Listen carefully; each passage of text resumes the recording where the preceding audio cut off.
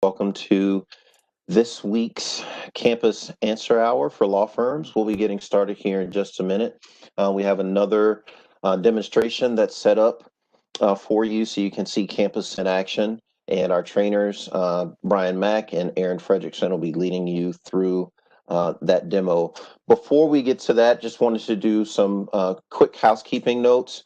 As a reminder, this Answer Hour is being recorded, and once it is finished, we will have this linked and available online for your reference, so you can share it with your friends and colleagues who are not able to be with us today. Because this is being recorded, please keep your mics muted. I believe that I think it is being muted. So in lieu of making comments orally, please use the chat function. That way we can respond either to your questions, comments in the chat, and we can certainly make sure that everyone has their eyes to that for, again, reference here today, and then also for future reference in our newsletters and through other channels where we can make sure that people are seeing and hearing the same information. So please take advantage of the chat function while we're together here during the course of this hour. All right. So real quick, let's do brief updates on where things are. We'll just briefly talk about some updates and we'll get into the demo and we'll leave plenty of time for questions and answers. So real quick, when we talk about training, again, I would ask everyone, please bookmark the WorkComp Campus training webpage. This is where we have latest and greatest information that's available so that you can have this information at the ready at any point in time. We're continuing to update the page with new details around training, the answer hours, anything and everything that's relevant to your ability to know what's going on with campus will be found there. So please go to that webpage often. In the spirit of providing updates on the webpage, want to let everyone know that if you go there, you'll see the updated training schedule, along with course details and registration information that's listed there. In particular, I'll highlight that in addition to the campus law firm training sessions, we'll also have group administrator training for those of you who had signed up for that. That training is made available tomorrow and next week on the 21st from 1 to 3. So if you signed up for that, you should have gotten a communication already. If not, please let us know if you're interested and you've previously registered as a group administrator and want to take that training either tomorrow or next week. But we know that that's something that a lot of people have expressed interest in, and we want to make sure that everyone who is interested has an opportunity to participate in the training. One thing that I want to note for this group, based on demand from those of you who participated in our answer hours to this point and others who maybe because of conflicts did not have an opportunity to do so, we will have another answer hour for law firms scheduled the week of the 26th. We're going to make sure, or at least look, for the 27th, so the Tuesday during the lunch hour. We'll see if that time is available. We'll try to get that scheduled here shortly. If that time doesn't work, it'll be something close to it during the lunch hour. That seems to be a good time for most of the people who've attended these calls, but look for that to be scheduled very soon. We want to just, again, make sure that as many people as possible have access and the opportunity to participate in these trainings as we get closer to go live. After go live, post-launch, we will continue to provide support to people who have questions or need assistance in navigating the system. As a reminder, just want to make sure everyone has the DLI help desk number. You can see it there, 284-5005, and press 3. And you can also contact the help desk via the email that's listed there, helpdesk.dli@state.mn.us. So the folks who are manning the help desk are available to you now and then post-launch to provide support with general questions that you might have about the system. And then as Angie just put in the chat, there's also the DLI .wcmp web address as well. And then we will continue to have these answer hour sessions into November. Again, this was something that we heard from people outside of DLI that they wanted to make sure that there was this continued rhythm and access and exposure to us so that we can have questions, demonstrate things as needed beyond the November 2nd launch. And then last but certainly not least, we'll continue to update the video playlist for campus to show how to perform certain functions, provide links to the answer hour sessions, and just again, make sure that you have information at your fingertips through the YouTube video playlist. So that's where we are right now. We're excited about being able to share with you another demonstration today. And if you have questions, again, please share your questions with everyone in the chat function. Make sure that that everyone is marked as you're going through and submitting your questions in chat. With that, I will turn it over to our trainers today, our trainer extraordinaire, Aaron Fredrickson, who will be leading the demonstration for today. So Aaron, take it away. All righty, well, I'm just going to pull up my screen here and share it.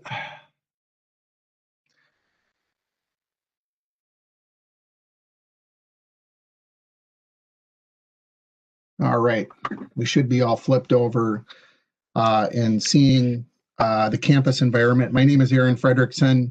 I'm going to be leading this presentation. My co-pilot is Brian Mack, who's also within the ADR unit. Feel free to use the chat function if you have any questions. I think at least the kind of the remaining time that we have here today, in the past, we've done a lot of focus in on plaintiff petitioner attorneys and initiating disputes. I think at least based upon my experience, a majority of the disputes are initiated by plaintiff petitioner attorneys. Obviously, defense attorneys do initiate disputes with lesser frequency, primarily the initiation of termination of vocational rehabilitation benefits. Going to be popping back and forth between two different screens. I have two different attorneys set up. Just as a quick refresher, Bill Preston is a world-renowned plaintiff petitioner attorney. A lot of the functions that he uses are directly off the Submit a Filing tab, which is at the top of this screen. If he's filing a notice of representation, he's using the Access a Case or Claim. And then when he's initiating a dispute, he'll click on the Initiating Dispute button. In his symbiotic circle is Herbert Garrison, who's a world-renowned defense attorney. And Mr. Preston and Mr. Garrison have done battle against each other throughout their long careers as Minnesota workers' compensation attorneys. And if you've never heard of Mr. Garrison or Mr. Preston, you're obviously not all that involved in Minnesota workers' compensation. At least in terms of the functionality of campus, again, a quick refresher on the dashboard.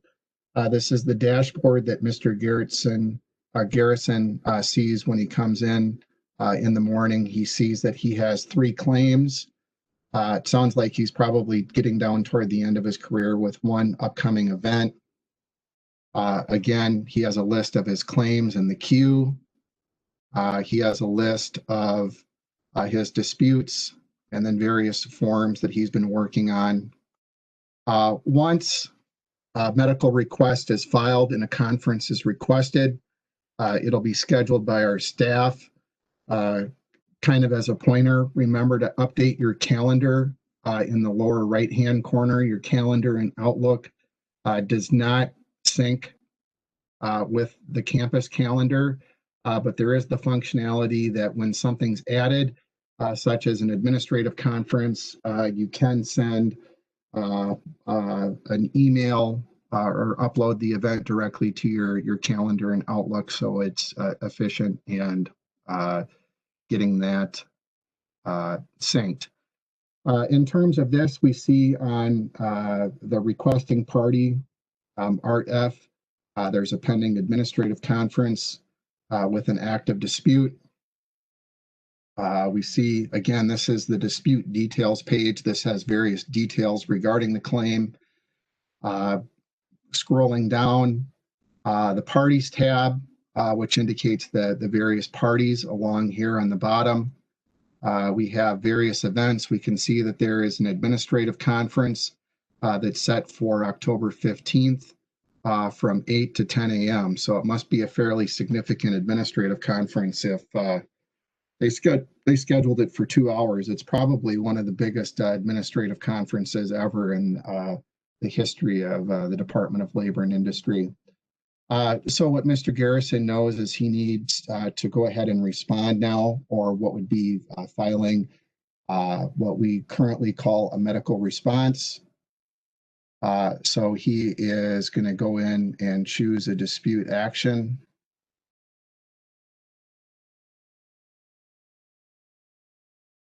And for some reason now,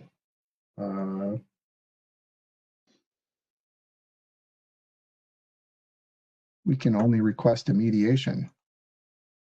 So let's do that over again.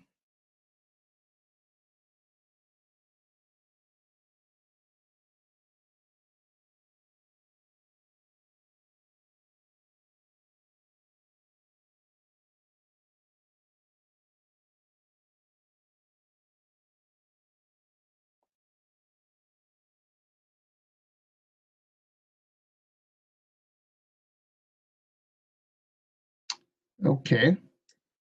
Okay, I think we're not going to demo that today then, are we, Aaron?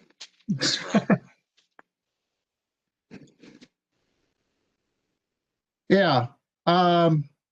So the process would be, again, choosing the dispute action. It would be requesting an administrative conference, and it would go step by step in terms of responding to that request.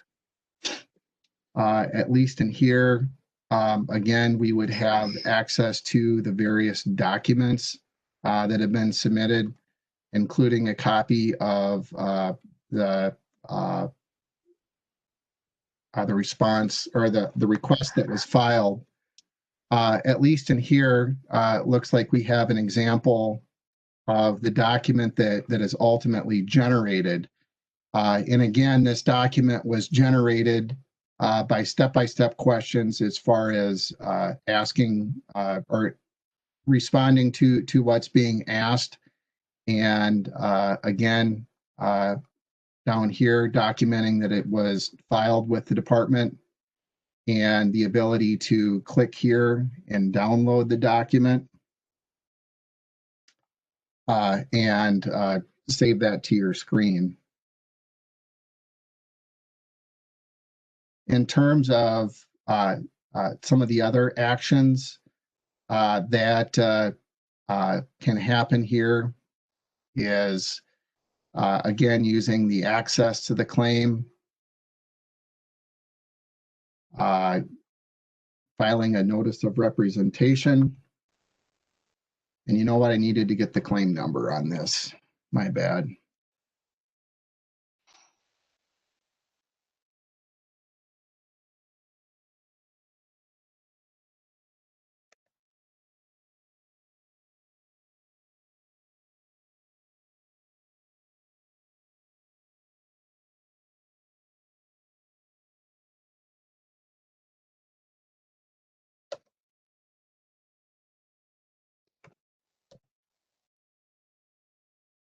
Oh, I'm sorry. What was the last name on that one, Brian? It was Calderon, right? Yeah, it was Calderon.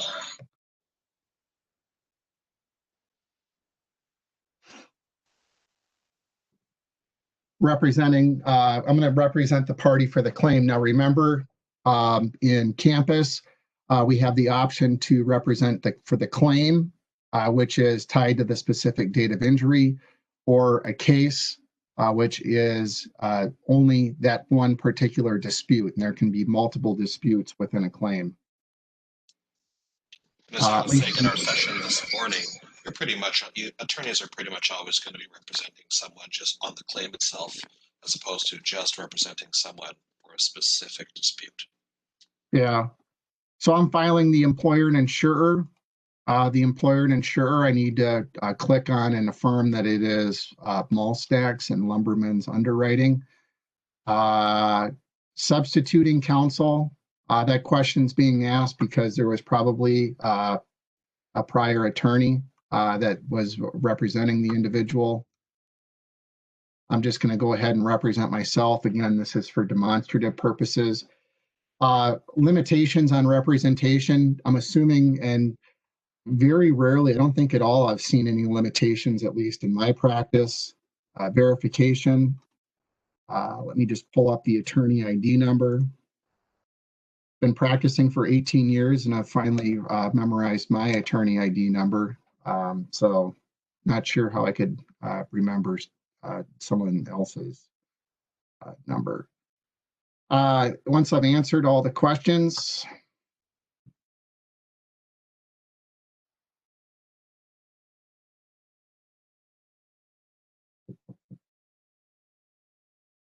let me just change this from this.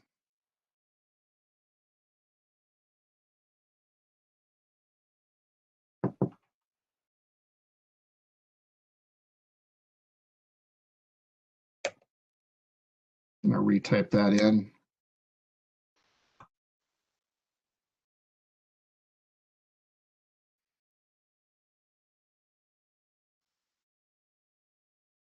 Boy, do I feel like Elon Musk bashing a window that is supposedly unbreakable. So, Well, we could do Bill's, Aaron. I've got Bill's attorney number here if we're getting off. I can go in and I can try this for, now I'm under Bill S. Preston.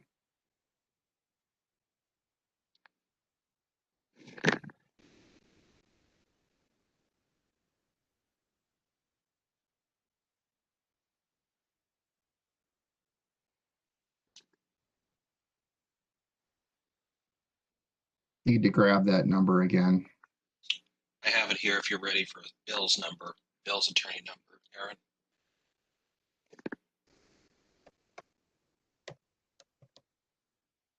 Oh, I got them all typed in. I just need to. You all will notice that the notice of appearance function to file a notice of appearance doesn't require, actually, I'm surprised that it did require that.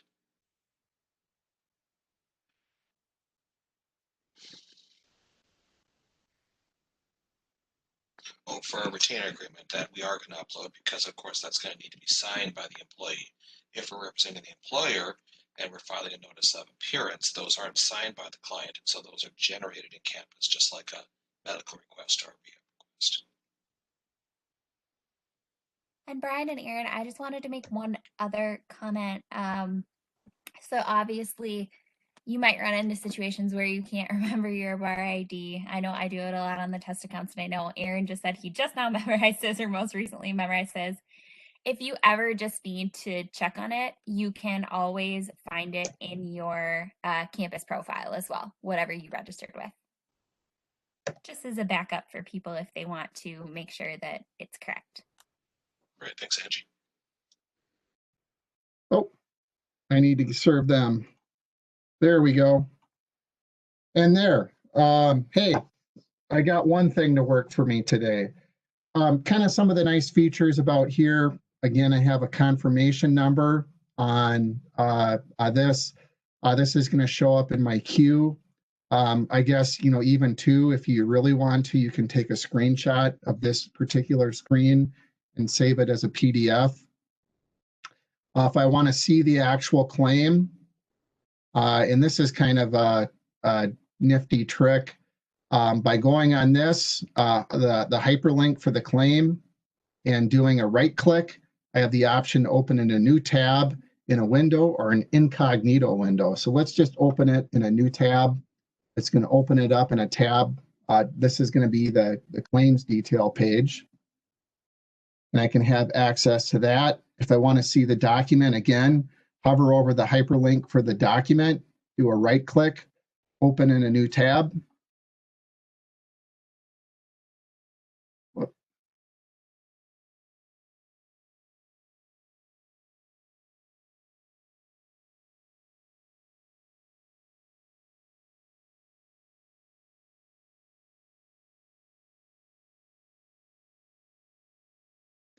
There we go. There was the tab. One of the things I don't like about the WebEx is there's a little drop down that sometimes comes down right at the top of the screen, and it covers up what you're trying to look at. But here's the document that I generated with an affidavit of service that indicates that it's been served and filed electronically. If a party would need to be mailed, it would note that, then you'd have to print it up. But at least in terms of this, I can go ahead, I can download the document and then put it in my document management system. So one thing I wanted to chime in with, just related to what Aaron was showing you all with the affidavit of service and the e-service. So he showed you one that was sent to people via email. But if you had to serve people via mail, you would do exactly what Aaron said. You'd print it off and you put it in the mail. Campus will automatically generate address labels for you for any of those parties that need to be served via mail. So those will show up as an attachment to your document. So if you look at that document, you should be able to scroll to the bottom and see address labels. There would just be one document that would generate all the address labels for anybody you need to serve via mail.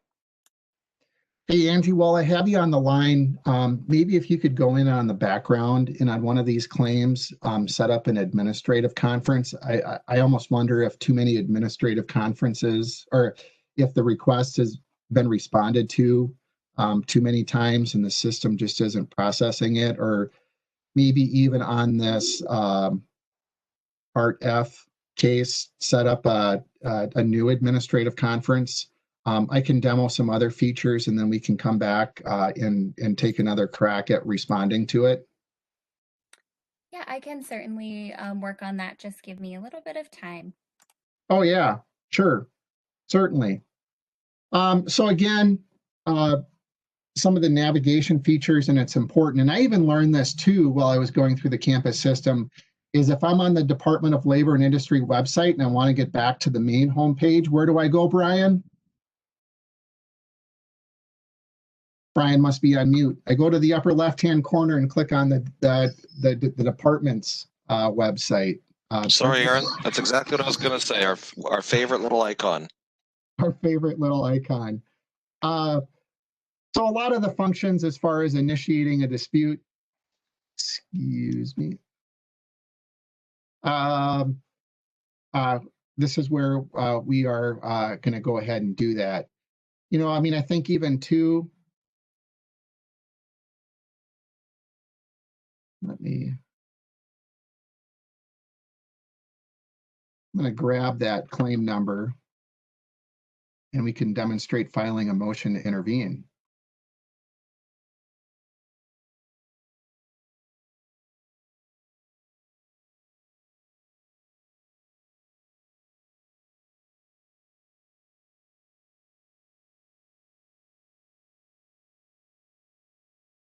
Oh, well, nope, I did the wrong thing.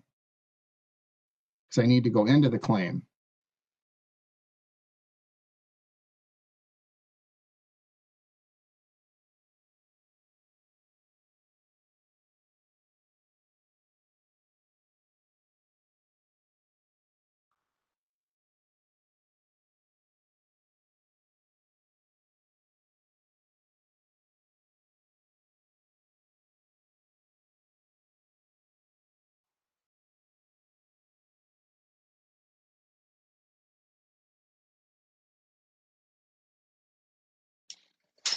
And as you can see, as Aaron's going through this process, this is very much like what the process would be that you guys have seen for filing a medical dispute, a med request, or a rehab dispute, a rehab request. He's building out the form, building out the template by answering these various questions as he goes. In this case, it's going to be a motion to intervene. Or actually, I'm going to certify. Actually, this one's a rehab. Okay.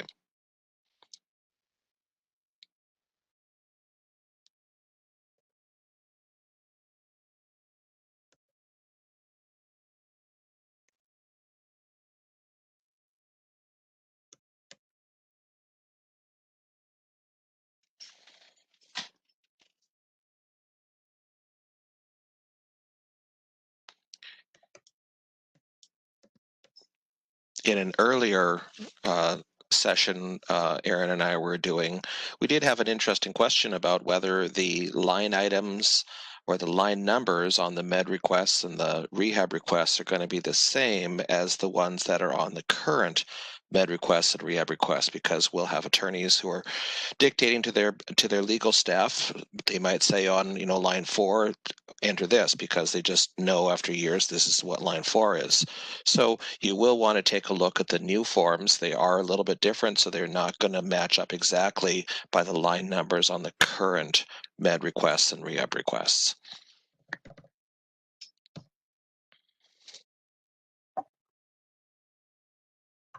Uploading documents does do a drag and drop. I'm obviously operating just over with one screen, so it's easier for me just to go ahead and upload it.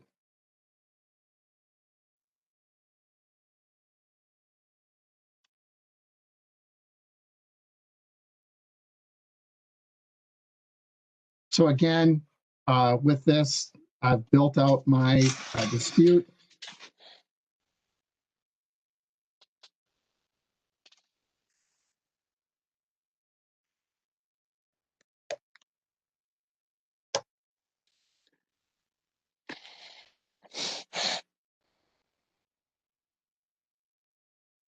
And it looks like I'm missing something here.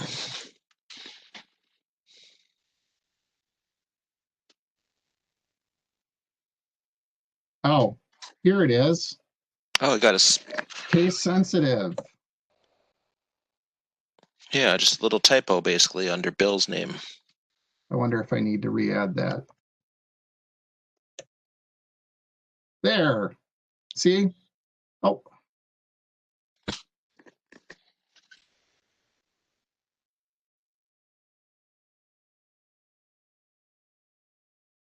So in this particular instance, Mall Snacks is not registered within campus, so they're going to need to be served by mail. When I serve Lumbermans, they are in there, so they'll get it electronically.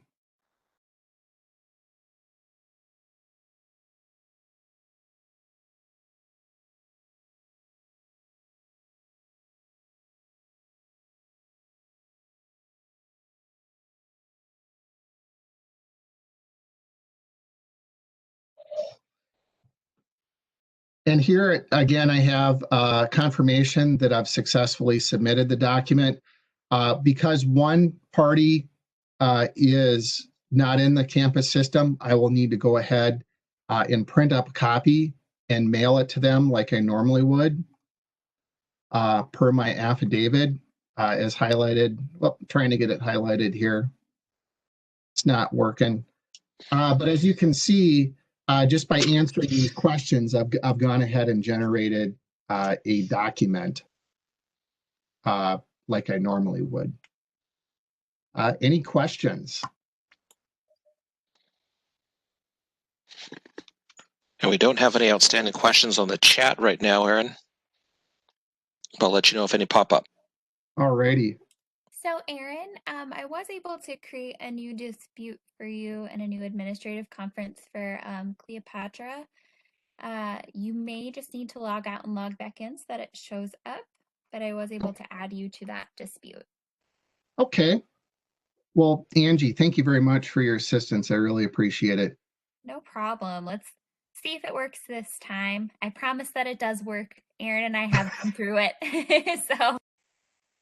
So my background with Angie is Angie was working in CRT, and when I first joined the department, she was one of the main trainers for the basic adjusters training, and she did an absolutely phenomenal job on that. And I'm really glad that she's been a part of the campus team in this project. I know she's dedicated a lot of time to it. So let's see, Angie, I'm in my, is it this? Oh, right here. Hey, we have a new upcoming event, an administrative conference on October 21st. Oh, I think, yeah, and that was actually not the one that I created, but let's use this one and see what happens. So it looks like it's giving me the options here. So I navigated to the dispute details page, and this button over here is your friend, the submit filing button. Brian, I don't know if you have a special name for that, but I want to go ahead and file a rehab or medical response. And again, it's asking me a series of questions.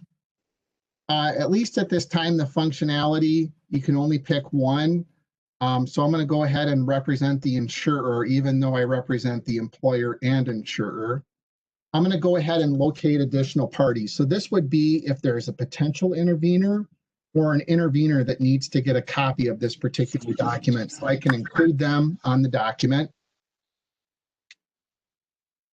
It asks about the managed care plan.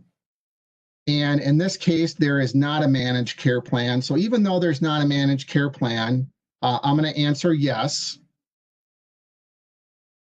So I'm going to respond to it. And right here, response to an issue. Do I agree with it or disagree with it?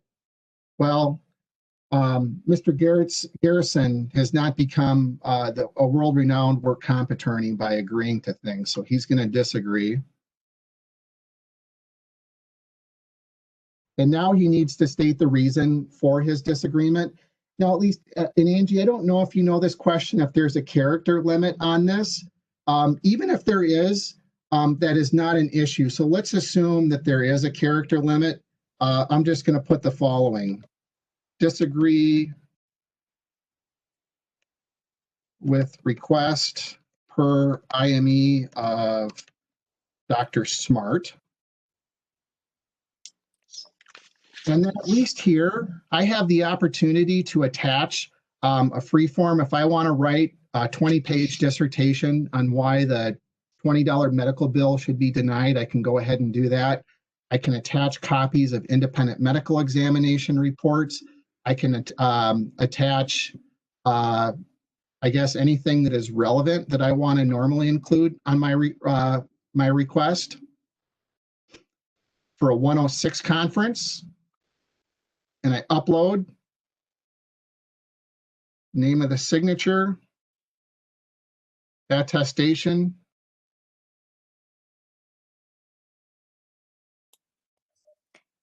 Well, that's processing. I just wanted to go back to the question you just had there, Aaron. So that's a really good call out. There are going to be character limits throughout the system when you see those narrative fields. And I believe in most cases it is going to be 500 characters. However, you will see similar functionality as to what Aaron just demoed throughout the system. So if you encounter something that has that 500 character limit, you are going to see, typically, I can't think of any situations where you would not see the availability to upload some additional documentation. So exactly like Aaron said, if you fill up that 500 character box, because of course you're going to fill up the 500 character box, you may just want to type in there "see attached" and make sure that you are uploading your 20-page dissertation if that's how you choose to go about it.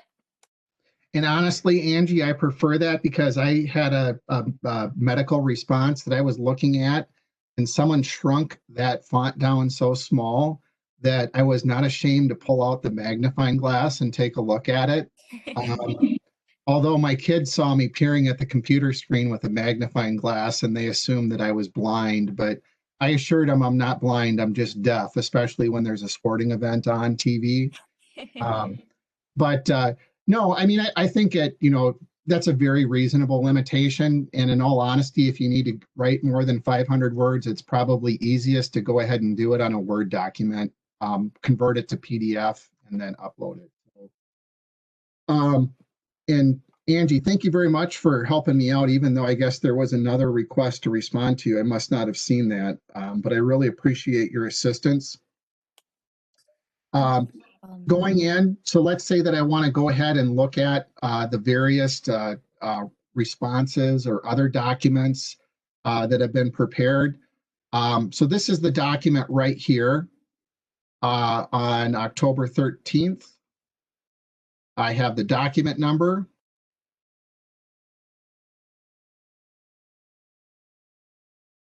And I guess even if I wanted to see that, I clicked on the wrong link. So excuse me on that one. I'm going to go back, click directly right here.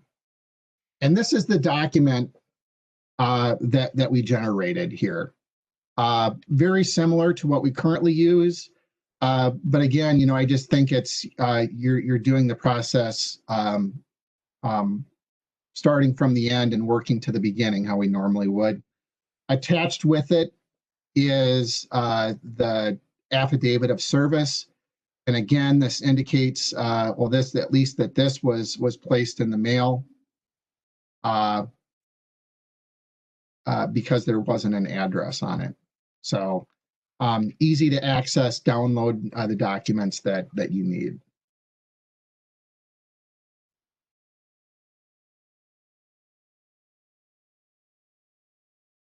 So I think you said that there was another Yeah.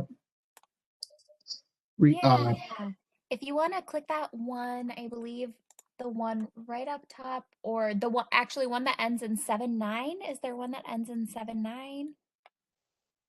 let me expand this to more documents here.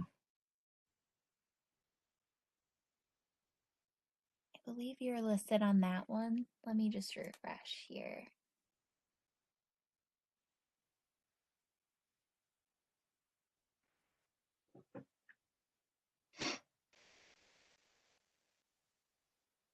Or that, it might be that top one.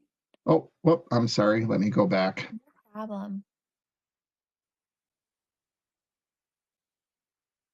And you know what? I know now why you're not seeing it, because I added Bill as the attorney rather than yourself.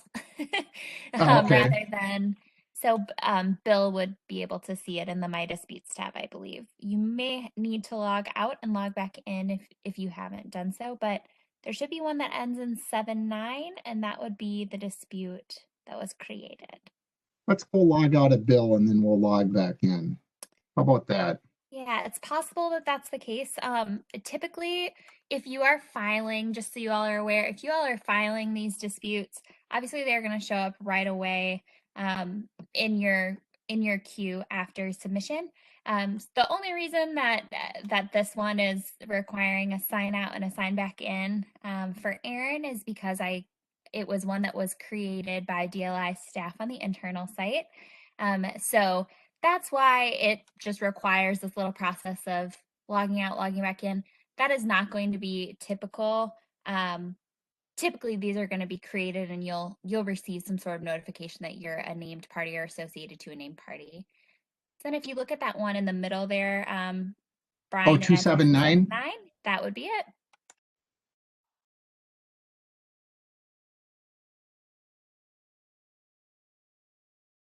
Okay, it looks like at least there hasn't been an administrative conference scheduled. I can file a motion to intervene on this one, though. Mhm. Let's do that.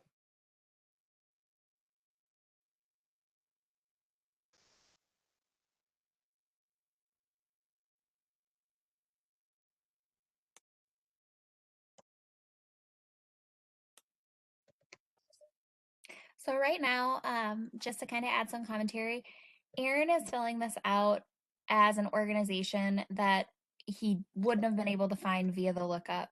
So on that previous screen where he had that field with the magnifying glass that said lookup, if you click that little magnifying glass button, you should be able to search for your organization. But if you can't find your organization, you can always take the path that he just took. So at least in here, it's kind of like I'm filling out a typical motion to intervene. I need to provide details. So for Best Medical Clinic, I have a $1,000 medical bill for a date of service on October 1st. I obviously need to upload some supporting documentation, including the medical records, the billing statement, etc. So pretending that I did that.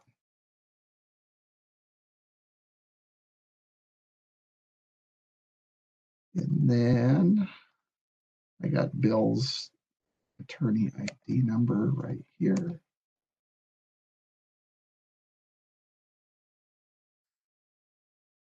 Oh, title.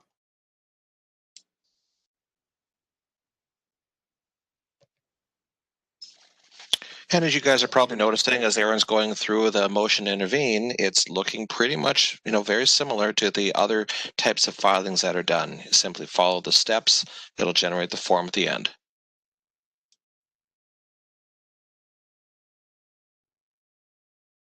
Looks like I'm running into a little glitch here. I'm just trying to see if I'm missing anything.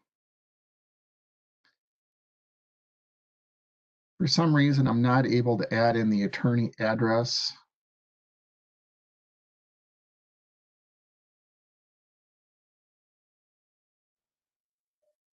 Do you have your bar ID correct, Aaron? It could be because I think it may Yeah, be from your bar it ID. does look right. 763-2345. That's Bill's. Okay. Well, and if it happens to you all when you're out there after go live and you're thinking everything seems to be there, feel free to give us a call. Yeah. Or the other thing you can do is right close to Aaron's save button is the save as draft. So you can save where you're at. I saw a question as far as sending a notice to right to intervene.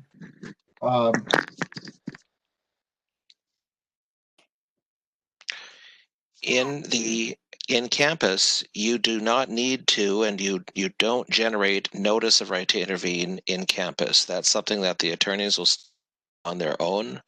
But when you're in a dispute, in the documents, you can upload the notice of right to intervene to the campus file. Yeah, So again, you'll do those on your own, but you can send them to campus once done. I believe that you may also be able to submit those as an other filing. If that's the case, Right. I believe you can distribute via campus as well. We can follow up. Yes, that's right, Angie. Right. When you're uploading them to campus, you can do an affidavit of service to serve them on everybody. Mm-hmm. But those would be, I assume, when you generate them. Well, yes, when you generate a notice of right, if you make a notice of right to intervene to your 3 or 4 medical providers, instead of just dropping those in the mail, you could upload them to the campus system now that they're done and you guys have signed them. And then in the process of uploading, you can have them electronically served on those very recipients. Correct. I think you can specify that, and then it is not, just to reiterate, that is not a requirement, but I believe it is an option.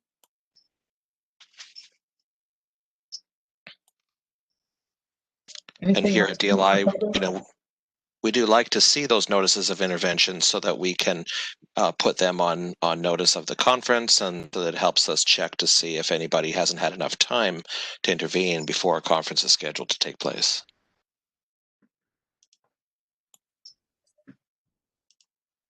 Thanks, Brian. I'm not seeing any additional questions right now in the chat. So if that's the case, we can maybe just hang tight for a couple more minutes if anybody does have questions, unless there's additional functionality that you'd like to go through today, Aaron, or anything else, Richard, that you would like to cover. Yeah, there is one thing I wanted to show briefly for the folks that are on the line. Aaron, if you could go back to maybe get out of this particular one. I wanted to go back to the screen where there was the option for people to put their information in for a dispute. So in particular, the date of injury. Initiate a dispute? Yeah. Okay. Yeah, well, not quite back that far. I don't know if there's a way to find one the one in between there. I must have timed out here on both my logins. Just 1 second, and I'm gonna log right back in. Richard, are you specifically referring to the claim lookup? Not claim lookup. I wanted to have Aaron just show to folks one of the things that's a little bit different around campus compared to our current system as it relates to the need for more precision when we enter things like the date of injury. in order to access claim information. So you can see that there are a few different ways. You've got, the WID and the date of injury, the claim number and the employee last name, or the far right column, which has, the last 4 digits of the social security number, the date of injury, and the last name. So, Aaron, either, if you want to do, in there, yep, thank you for that. So let's just let's go to the far left there where you see the WID and the employee date of injury. And I don't know if you have one or if you just want to enter, some digits there to fill in that. I'm sorry, I was trying to figure out how to get my writing off the screen. No, that's fine. Where do you want me to go? Let's just go to the far left where you see WID and employee date of injury. Let's just enter something into those sections. It doesn't. I mean, I want you to enter something that's inaccurate.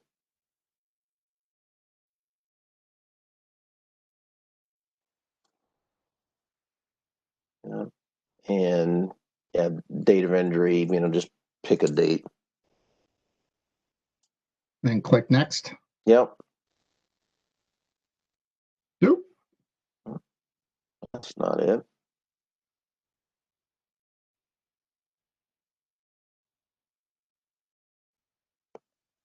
That was weird. Yeah, agreed. I think someone might be working in the system on the. Yeah. We're saying the same thing, Brian. Okay.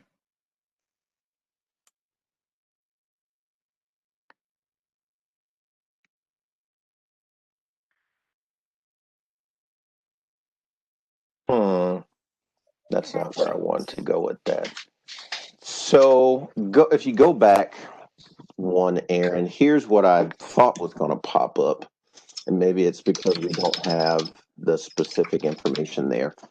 On that screen where Aaron was inputting information to initiate a dispute, one of the things that we are going to be sending out some additional information on is around the date of injury. This is something that behind the scenes, it's a bit of a shift in how we're currently allowing access versus what the situation will be in campus. And we'll go into more detail. We'll be sending out an updated message around this in the next day or so. But the main thing I just wanted for people on this call to be aware of is that there will be a need for more precision when it comes to inputting accurate data, specifically around the date of injury. So if you have, many people I think are going to default maybe to that far right where they have the employee's last 4 digits of his or her social security number and the last name. But if the date of injury is off, you will get an error message.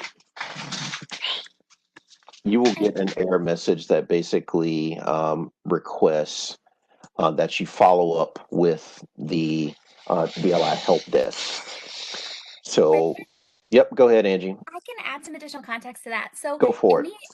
So in the initiated dispute step, if it's specifically a dispute, if your information does not match up, you would see that screen that Aaron did just to enter whatever information you have on that file.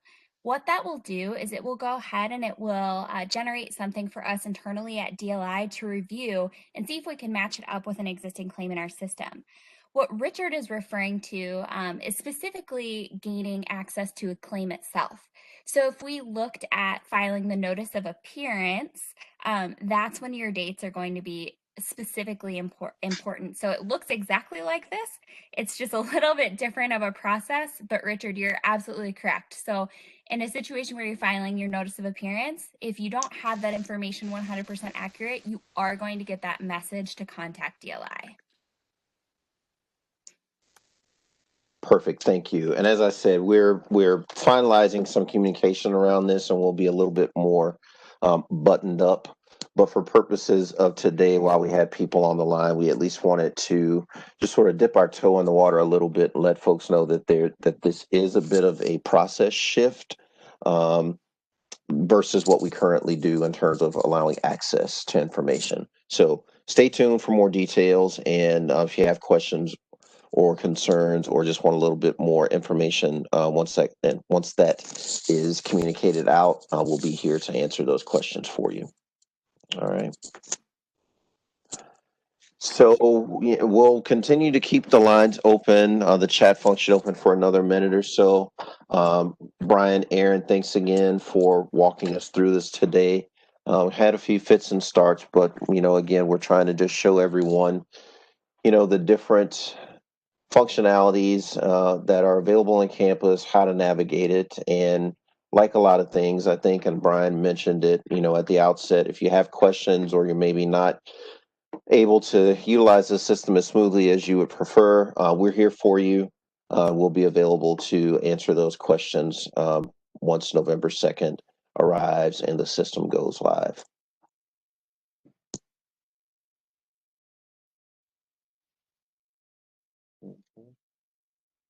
All right. And if we don't have anything else, then just a parting reminder. Again, we have training that's scheduled for this week, our various sessions, including Campus 101. So please register. If you've not already registered, visit the campus training webpage that's available on the DLI website and look for the right session based on your needs. And if for whatever reason you don't see what you're looking for on there, if you have a particular question that you like to answer, or you'd like for us to answer, send an email to that DLI.WCMP email address. Angie previously listed it in the chat function, or reach out to our help desk, and we will be happy to take that and respond to you, because we're certain that if you have a question, many of your colleagues have questions like that as well. Brian, Aaron, any closing comments before we shut it down for today? No, other than thanks for joining. And Angie, thank you very much for your quick help and assistance. No problem. Thank you, everybody. Have a great rest of your day. All right. Take care, everyone. Bye-bye.